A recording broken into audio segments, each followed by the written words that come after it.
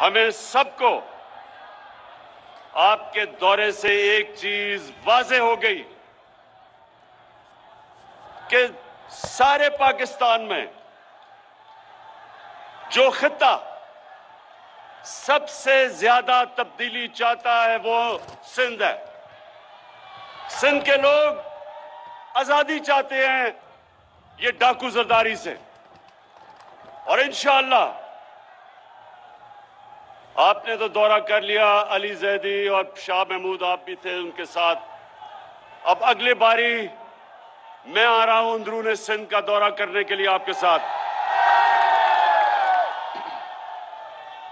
मेरी अब मिशन है कि जो जुल्म सिंध के लोगों से हो रहा है, ये जो 14 साल जरदारी माफिया ने सिंध के साथ किया है, मैं अंदरूनी सिंध के लोगों को खास तौर पे आज पैगाम देना चाहता हूं कि आजादी का वक्त इंशाअल्लाह आ गया है। उसके बाद कराची के लोगों के लिए एक तो मैं आप सबको केसीआर की मुबारक देता हूं, क्योंकि केसीआर अभी बनने वाली है। अभी तो ग्रीन लाइन, खैर उसकी मुबारक देता हूं, ग्रीन लाइन आ चुकी है, लेकिन अभी जो हमारा कराची का पैकेज आपके सामने आता जाएगा, और मेरा ये यकीन है कि कभी कराची में किसी गवर्नमेंट ने, फेडरल गवर्नमेंट ने कभी वो काम नहीं किए जो इंशाल्लाह हम करने जा रहे हैं। मुझे अपनी कौम का शुक्रिया अदा करना चाहता हूं कि पाकिस्तान की तारीख का सबसे ज्यादा टैक्स उन्होंने हमारी हुकूमत को दिया, रिकॉर्ड टैक्स कलेक्शन की, और उसकी वजह से हमें तौफीक मिली कि हम अपनी आवाम के ऊपर बोझ कम करें। हमने 20 रुपए पेट्रोल और फजलुर रहमान को कम किया।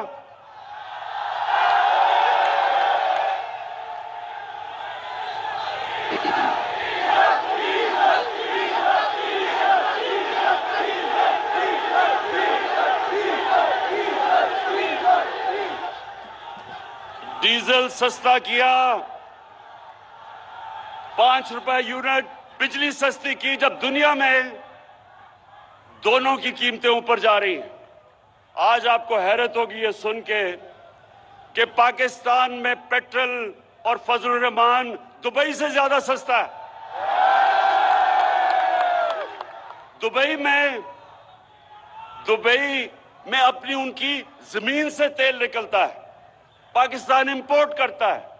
उसके बावजूद क्योंकि मेरी कौम ने मुझे रिकॉर्ड टैक्स दिया, मैंने उसका टैक्स का फायदा अपनी कौम को पहुंचाया और महंगाई से आपको बचाया।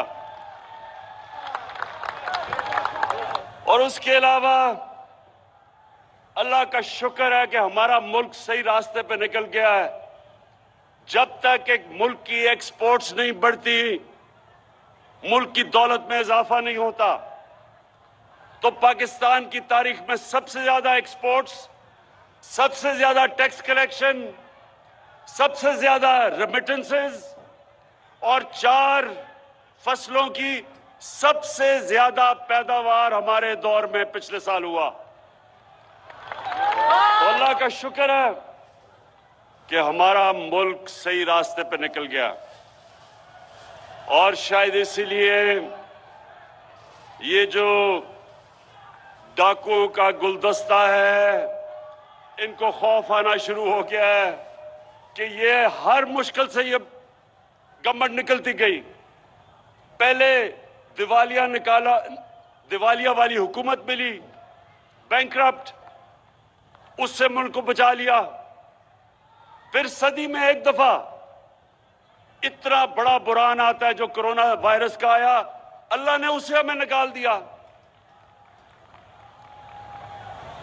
उसके बाद अफगानिस्तान का मसला आया, उसकी वजह से या डॉलर के ऊपर प्रेशर पड़ा, क्योंकि डॉलर उधर जाना शुरू हो गया।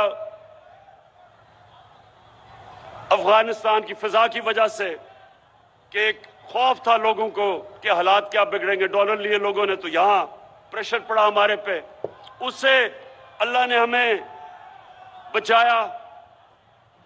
फिर अब यूक्रेन, इसकी वजह से और ज्यादा गंदम ऊपर, तेल ऊपर, कोयला ऊपर, गैस ऊपर। लेकिन अल्लाह का करम है कि मैंने अपनी कौम को इन सारी चीजों से बचाया है।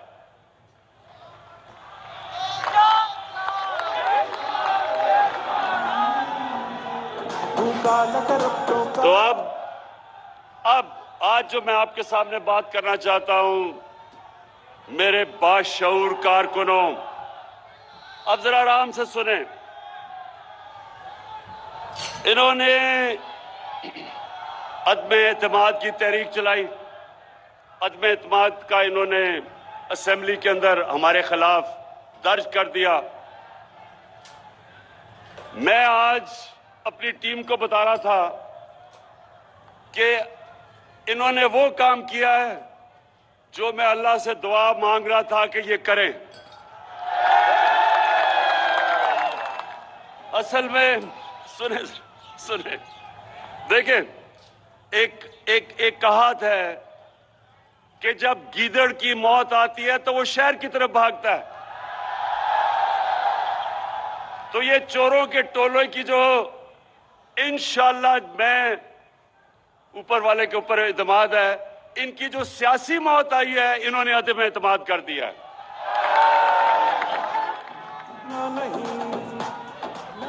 मेरे एक मिनट, कराची के सुनो तो सही, सुनो। कराची के कारकुनों, देखो, आपका जो चेयरमैन है पार्टी का, उसको दुनिया की क्रिकेट की तारीख में 5 या 6 टॉप कप्तानों में माना जाता है। सुने अभी। और क्यों माना जाता है? क्योंकि क्रिकेट में कप्तान की कामयाबी का राज क्या होता है कि वो पहला दिन जब टेस्ट का शुरू होता है तो तब से वो प्लानिंग करता है कि दूसरे दिन क्या होगा, तीसरे दिन क्या होगा, चौथे दिन और 5वें दिन मैच उसने कैसे जीतता है। अगर उसमें ये सलाहियत ना हो, वो कामयाब कप्तान नहीं बन सकता। तो मैं बड़ी देर से इंतजार कर रहा था ये चोरों के टोले की, ये डाकुओं की। 25 साल से जद्दोजहद कर रहा हूं, 25 साल से इन चोरों के खिलाफ मैं जहाद कर रहा हूं। ये पॉलिटिक्स नहीं कर रहा, जहाद कर रहा हूं, क्योंकि मैं अपने मुल्क के लिए इन चोरों के खिलाफ लड़ रहा हूं। तो मैं, अब जरा सुने, अब मैं इंतजार कर रहा था कि ये हर 2 महीने के बाद चोर इकट्ठे होते हैं जी। आज गवर्नमेंट गई, कल गई, धरना हुआ, धरना उठा, लॉन्ग मार्च हुई। तो मैं ये 3.5 साल से मुल्क को संभाल रहा था। जो चोरी और दिवालिया निकाल के अरबों डॉलर चोरी करके ये मुल्क का बाहर लेके गए, तो हम उस मुल्क को संभाल रहे थे। लेकिन हर 2 महीने के बाद जी, अब गवर्नमेंट गई, कल गई। तो मैं सोच रहा था कि अल्लाह, ये किसी तरह ना इनकी गर्दन मेरे हाथ में किसी तरह आ जाए। तो अब अल्लाह, सुने तो सही। तो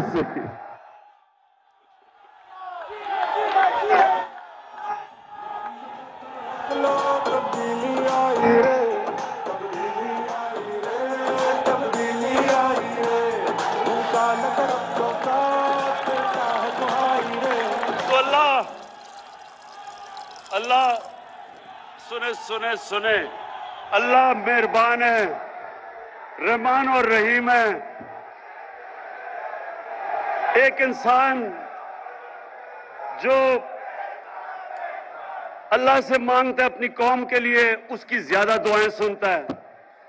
तो ऊपर वाले ने मेरी दुआ सुनी ली और मैं दुआ ही कर रहा था कि किसी ना किसी तरह ये अदम एतमाद की वो दर्ज कर दे। अब क्या होगा, अब जरा सुने, मैं आपके सामने रख रहा हूं।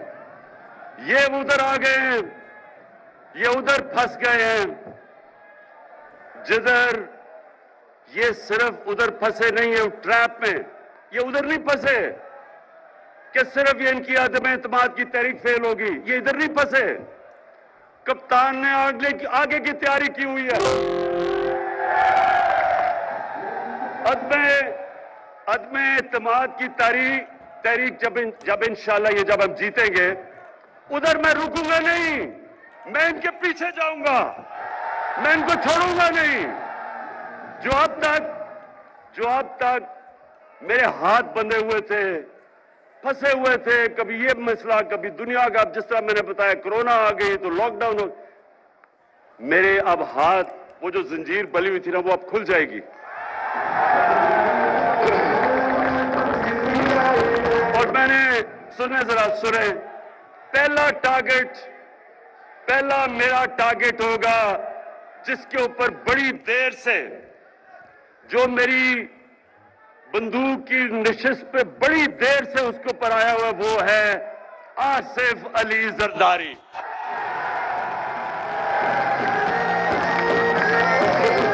ये आदमी, ये जालिम आदमी जो पुलिस को इस्तेमाल करता है, लोगों को मरवाता है, गुंडों को इस्तेमाल करता है, जुल्म करता है, चोरी करता है, जरदारी सिस्टम में ये हर चीज के ऊपर कमीशन खाता है, सारी दुनिया में बाहर पैसा भेजता है। आसिफ जरदारी, तुम्हारा वक्त आ गया।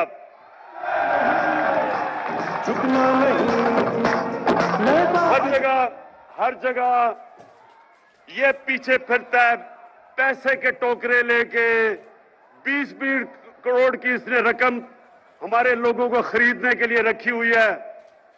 मुझे एक आदमी ने, मेरे मेहमान ने कल आके बताया, जी मुझे उन्होंने 20 करोड़ रुपया ऑफर किया।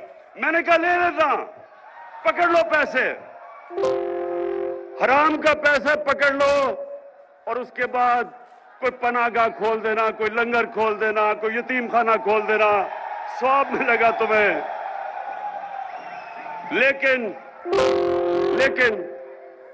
लेकिन जरदारी, ये जो जब तुम्हें नैब बुलाती है तो कमर में दर्द हो जाती है।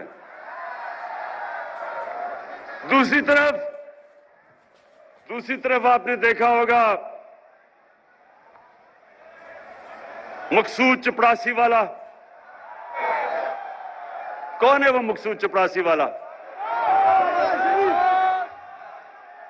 मकसूद चपरासी वाला शोबाज, जूते पॉलिश करने वाला, बूट पॉलिश करने वाला, वो इसके साथ मिल गया है, क्योंकि उसको पता चल गया है कि वक्त आ गया है। अब वो जब खींचता गया है, जी मेरी हर रोज जब केस हो, मुझे कभी कोरोना हो जाता है, कभी उसका वकील नहीं आता, कभी कमर में दर्द हो जाती है। लेकिन मकसूद चपरासी वाला, तुम्हारा टाइम भी आ गया है। तुम्हें पता है कि अगले 3 महीने के बाद तुम पूरी तरह जेल में जाओगे, और जो तुमने अरबों रुपया इस मुल्क के बाहर, अपने बेटे को बाहर बैठाया हुआ है, अपने दामाद को बाहर बैठाया हुआ है, फिक्र ना करो, उनको उससे पैसा हम वापस लाके बिजली की कीमत और कम करेंगे।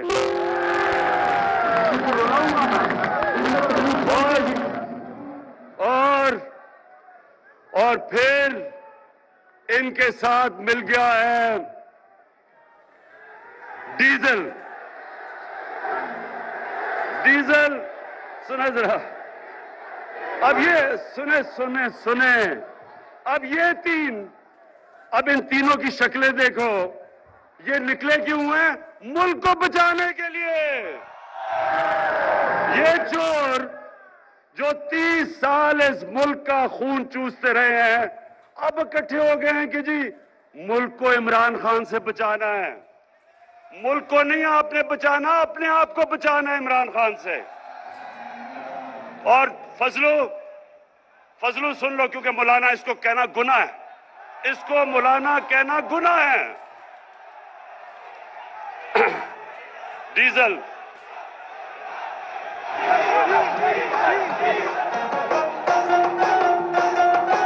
देखें, इज्जत जिल्लत ऊपर वाला देता है। अब देखें, एक दीनी आदमी जो कभी भी दीनी आदमी को तो अल्लाह की वो बातें करता है, अल्लाह को तो उसको इज्जत देनी चाहिए। इसका नाम लो तो लोग डीजल डीजल की आवाजें लगा देते हैं, शर्म की बात है।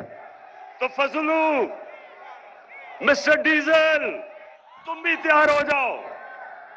इसने कहा जब इसको नैब ने बुलाया, इसके पास अरबों रुपए के असासे हैं, पता नहीं किधर से आए, क्योंकि काम तो ये कोई करता ही नहीं है। तो जब नैब ने इसको बुलाया तो कहता मैं 2000 लोग लेके चला जाऊंगा। नैब को डरा दिया इसने। फजलू, तैयार हो जाओ, ये जब फेल होगी, ये जब आपकी फेल होगी और इंशाल्लाह होगी, तो उसके बाद अगर 2000 लोग तुम नैब के बाहर लेके आओगे, 1 लाख लोग मैं लेके आऊंगा।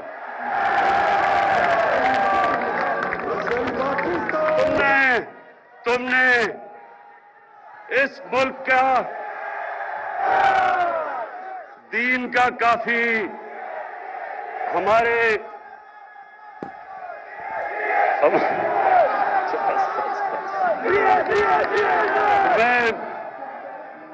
मैं अभी सुने इंशाअल्लाह अभी मैं जुमे को दीर जा रहा हूं। दीर के लोगों ने मुझे बुलाया हुआ है।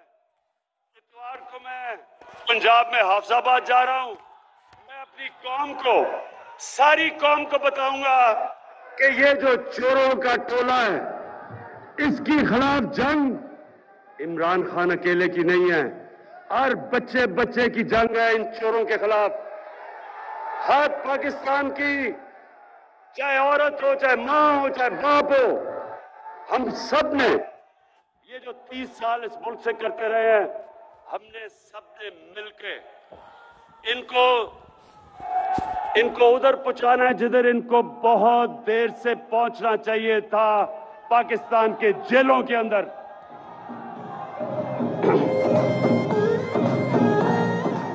और आसिफ जरदारी, और खुदा का वास्ता है, ये अपने बेटे को खुदा के वास्ते उर्दू तो सिखा दो। 15 साल हो गए हैं, बारिश आता है 15 साल के बाद, चीनी उगता है। खुदा का वास्ता है, मैंने अंग्रेजों को 2 साल में उर्दू सीखते देखा है।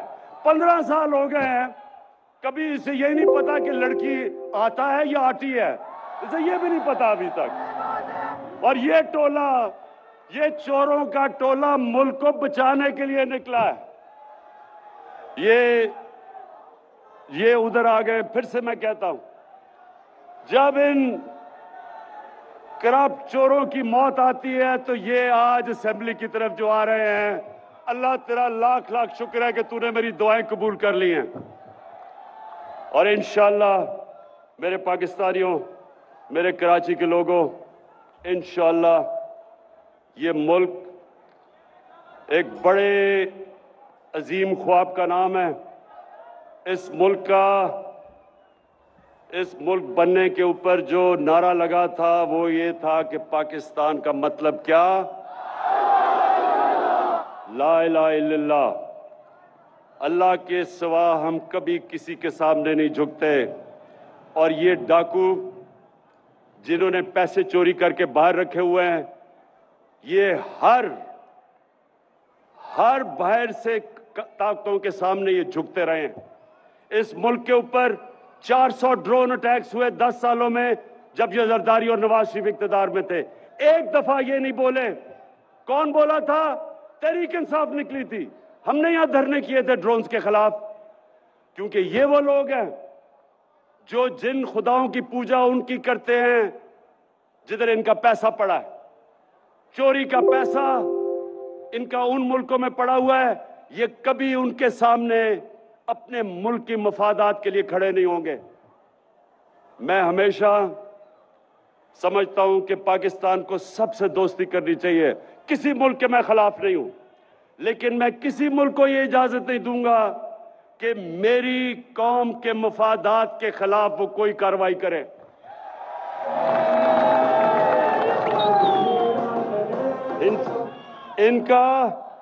इनका जिनका पैसा बाहर पड़ा है, ये आज बड़ा बोल रहे हैं जी, ओहो इमरान खान ने यूरोपियन यूनियन के ऊपर कुछ कह दिया। मैंने कुछ नहीं कहा, मैंने सिर्फ उनको याद कराया है कि जब हमने आपके साथ आपकी जंग में शिरकत की थी, हमारे 80,000 लोगों ने कुर्बानियां दी थी।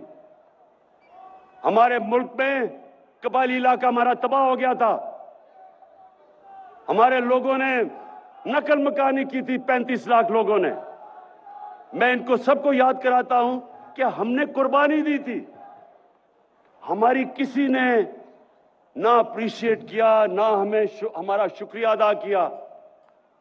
तो आप जब कहते हैं कि अब हम आपके साथ फिर मिल जाएं, मैं सिर्फ तब मिलूंगा जब भी आप अमन के लिए निकलेंगे। मैं अमन के में आपके साथ आऊंगा, लेकिन किसी जंग में आपका साथ नहीं दूंगा। शुक्रिया। वजीर आजम इमरान खान का दौरा कराची। गवर्नर हाउस कराची में वजीर आजम